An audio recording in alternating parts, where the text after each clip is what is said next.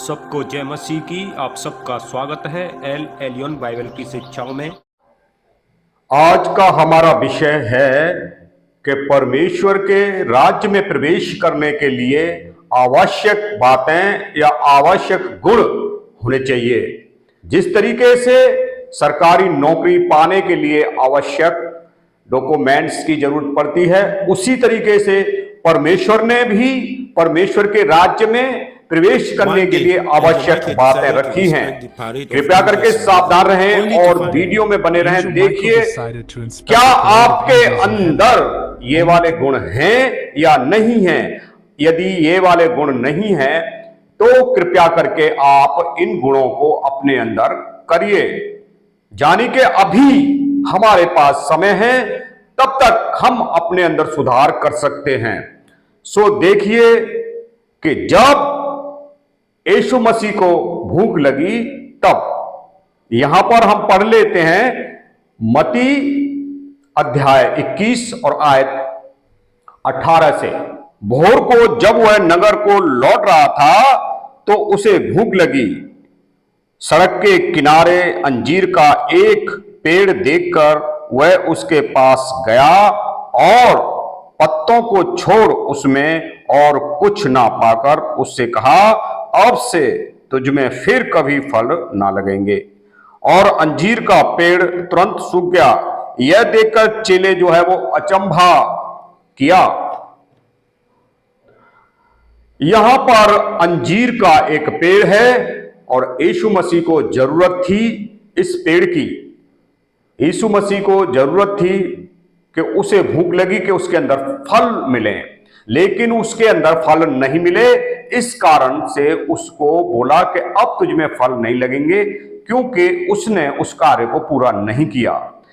ऐसे ही यदि हम प्रत्येक विश्वासी, चाहे वो सेवकाई में हो या सेवकाई में ना हो, लेकिन उसके अंदर फल होना बहुत जरूरी है। तो हम देखेंगे आवश्यक बातें, ये चीज हमारे अंदर, ये वाले गुण हमारे अंदर होने चाहिए वचन के अनुसार, और इन कार्यों को हमें नहीं करना जो प्रभु ने मना किया है। तो देखते हैं आज हम अंजीर के पेड़ से एक उदाहरण लेते हैं।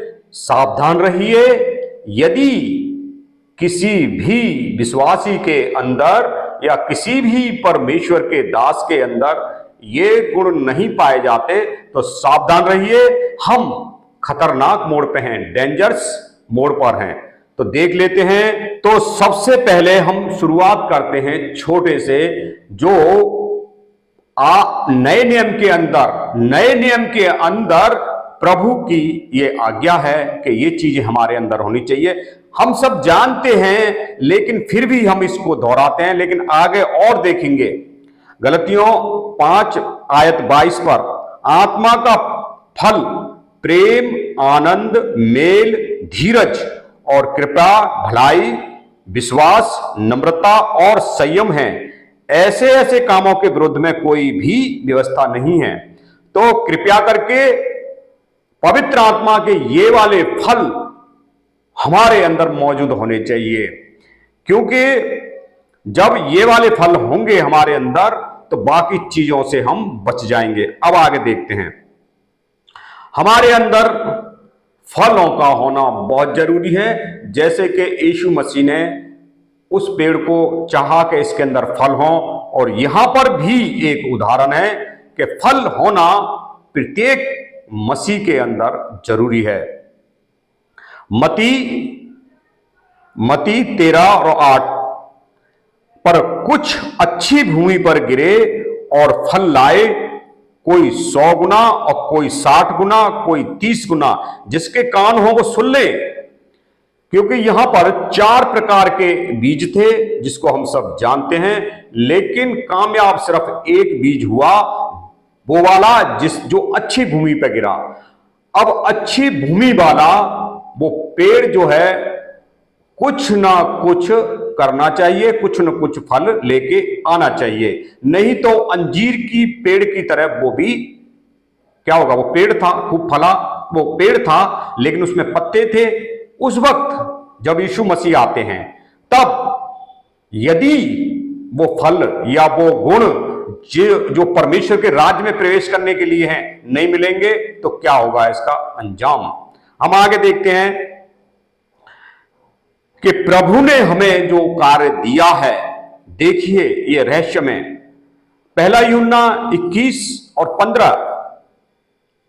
भोजन करने के बाद यीशु ने शमौन पतरस से कहा, हे शमौन यूहन्ना के पुत्र, क्या तू इनसे बढ़कर मुझसे प्रेम रखता है? उसने उससे कहा, हां प्रभु, तू तो जानता है कि मैं तुझसे प्रीति रखता हूं। उसने उससे कहा, मेरे मेमने को चरा। उसने फिर दूसरी बार उससे कहा, हे शमौन यूहन्ना के पुत्र, क्या तू मुझसे प्रेम रखता है? उसने उनसे कहा, हां प्रभु, तू जानता है कि मैं तुझसे प्रीति रखता हूं। उसने उससे कहा, मेरी भेड़ों की रखवाली कर।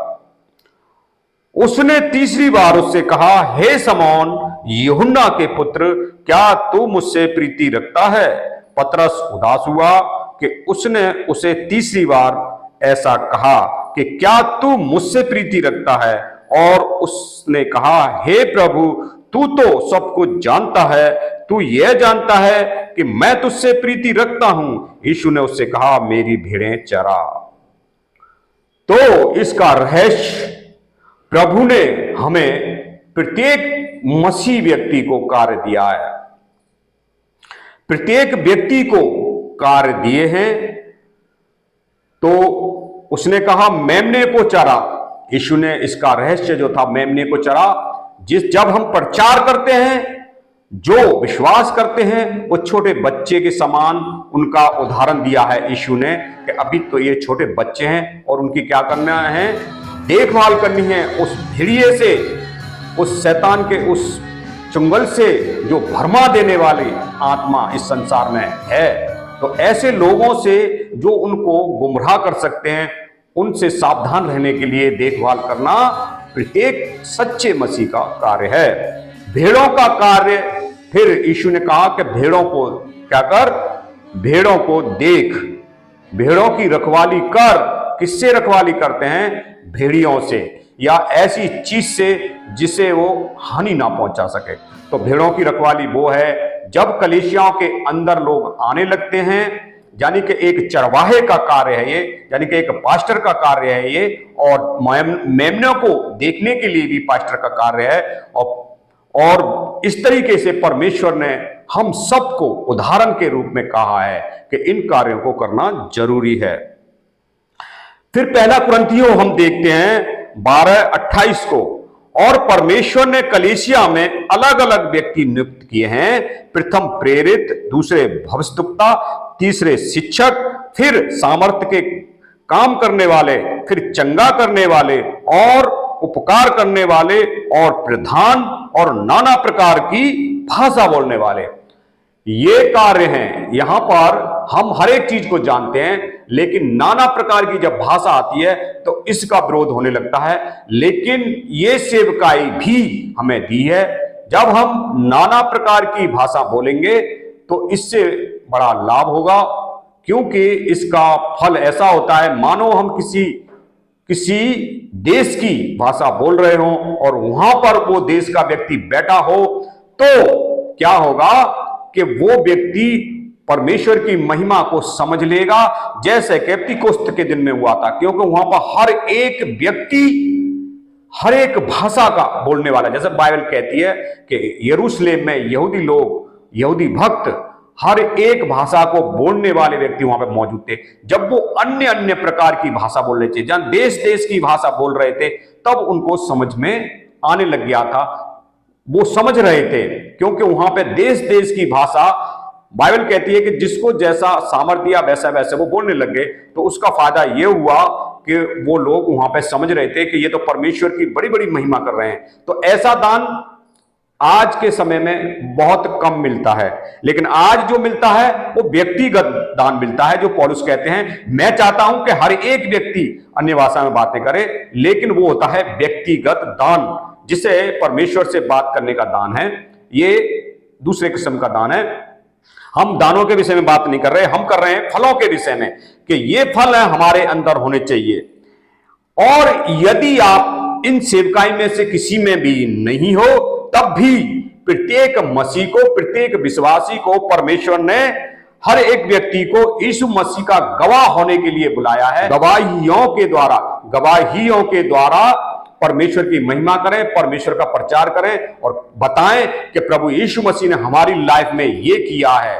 तो हम इस तरीके से भी प्रत्येक मसीह परमेश्वर के कार्य को करें, क्योंकि प्रत्येक मसीह, प्रत्येक विश्वासी जो परमेश्वर में आता है, वो प्रत्येक व्यक्ति गवाह होने के लिए बुलाया गया है। सबसे पहले प्रत्येक व्यक्ति को यह अधिकार मिल गया है कि वो गवाह ठहरे यीशु मसीह का। ठीक है, बाद में ये सेवकाई प्राप्त होंगी जो हमने ऊपर पढ़ा। अब यहां पर एक बात ये आती है कि हमें मेजर पाप नहीं करने, हमारे अंदर मेजर पाप नहीं होने चाहिए, जैसे कि मैं पिछले उनमें भी बता चुका हूं। इन कार्यों को बिल्कुल भी नहीं करना। प्रकाशित वाक्य 22:15 पर कुत्ते और टौने और व्यभिचारी और हत्यारे और मूर्ति पूजक और हर एक झूठ का चाहने वाला और गढ़ने वाला बाहर रहेगा। ये इनकी एंट्री यीशु मसीह के राज्य में, परमेश्वर के राज्य में नहीं होगी, जो ऐसा कार्य कर रहे होंगे। पहली बात कि हमारे अंदर फल होने चाहिए, दूसरी बात ये वाले कार्य नहीं होने चाहिए जो हमने पढ़ा। बहुत लोग टोटका करते हैं और उनके पास चले जाते हैं, जादू टोना वालों के पास। ये सारे कार्यों से परमेश्वर घृणा करते हैं, वो एंट्री नहीं होगी। झूठ बोलने वाले, झूठ गढ़ने वाले, जो कि आज बहुत सारे ऐसे झूठे वो होते हैं, जैसे नाटक भी एक झूठ गढ़ा हुआ था, लेकिन उनको बहुत लोग देखते हैं। लेकिन सावधान रहे, उनका प्रभाव आपके ऊपर ना पड़े। आज बहुत सारे नाटक बहनें देखती हैं, मसीह बहनें देखती हैं, बहुत सारे नाटकों को देखती हैं और उनके तरीका से चलने लगती हैं। घर में वो ऐसा ही कुछ प्रभाव डालने लगती हैं, तो वो झूठी मन घड़ंत कहानियों से परमेश्वर घृणा करते हैं, क्योंकि वो झूठी गढ़ने वाले और झूठ को चाहने वाले वो लोग हैं। उनसे सावधान रहें। प्रभु यीशु आपको आशीष दे।